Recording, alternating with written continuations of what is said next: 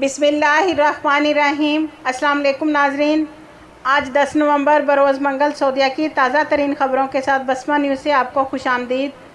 اگر آپ سعودیہ کی تازہ ترین خبروں سے باخبر رہنا چاہتے ہیں تو بسمہ نیوز کو سبسکرائب کر دیں اور بیل آئیکن کو پریس کر دیں۔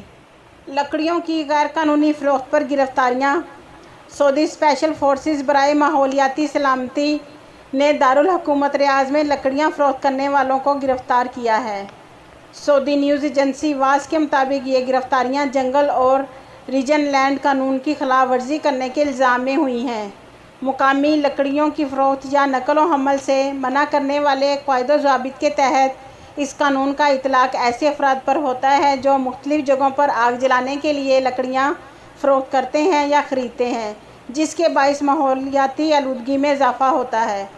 سعودی اسپیشل فورسز برائے ماحولیاتی سلامتی کے ترجمان میجر رائد المالکی نے بتایا کہ ماحولیاتی سلامتی کے لیے ہمارا محکمہ مقامی لکڑیوں کی مارکیٹنگ، فروخت اور نقل و حمل پر نظر رکھتا ہے۔ انہوں نے مزید بتایا کہ اس کا مقصد پودوں کی حفاظت کے لیے ماحولیاتی ضوابط قائم رکھنا ہے۔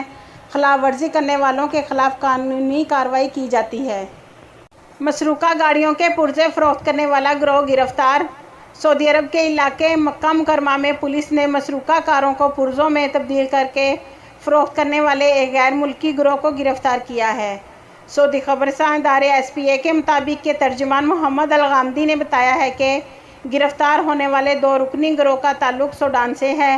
ملزمان نے 6 گاڑیاں چوری کر کے ان کے نام پرزے نکال لیے تھے اور جدہ کے ایک گودام میں اس کا سودا کیا تھا۔ الغامدی نے کہا کہ مسروقہ گاڑیوں کی رپورٹس پر پولیس واردات کرنے والوں کا تعاقب کر رہی تھی۔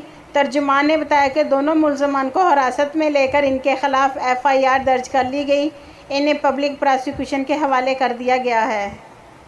سعودی عرب اور بیرون ملک موجود تارکین کے سوالوں کے جوابات جانیے۔ محمد عادل کا سوال ہے، کورونا وائرس کی وجہ سے عائد سفری پابندیوں کے سبب میں وقت مقررہ پر مملکت نہیں آ سکا تھا۔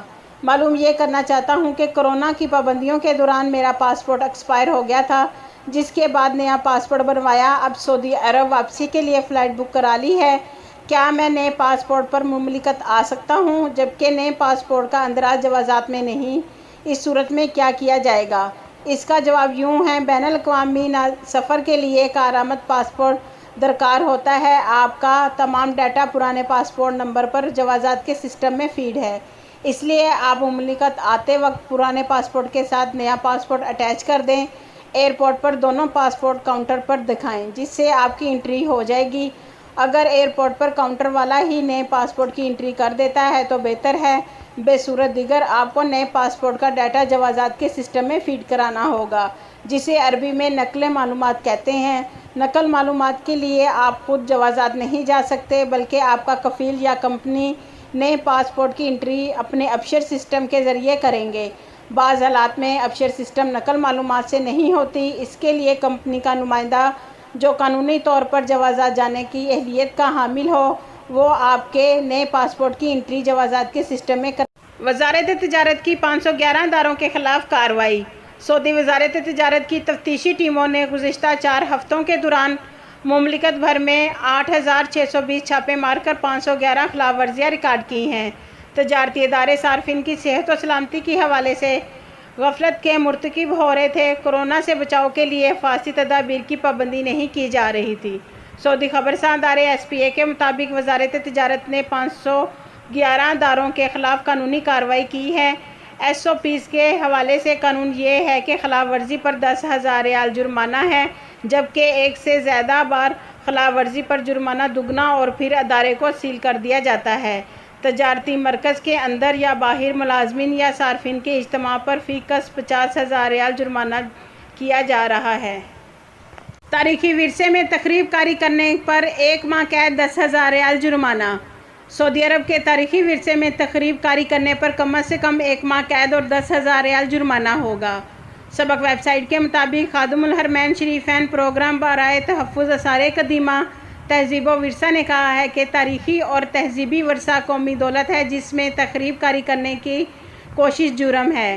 تاریخی تہذیبی ورثے کے تحفظ کے لیے نافذ العمل قانون کی شق نمبر 72 کے مطابق کوئی بھی شخص تاریخی اور تہذیبی ورثے میں تخریب کاری کرے گا اسے کم از کم 1 ماہ اور زیادہ سے زیادہ 1 سال قید کی سزا دی جائے گی۔ ایسا کرنے پر کم سے کم 10,000 ریال اور زیادہ سے زیادہ 1 لاکھ ریال جرمانہ ہو سکتا ہے۔ جرم کے حساب سے دونوں سزائیں بھی دی جا سکتی ہیں۔ ادارے نے کہا ہے کہ قومی تہذیبی ورثے میں توڑ پھوڑ کرنا، اس پر لکھنا، اس پر رنگ کرنا، اس پر اشتہاری پوسٹر چسپاں کرنا یا اسے نقصان پہنچانا تخریب کاری کے زمرے میں آتا ہے۔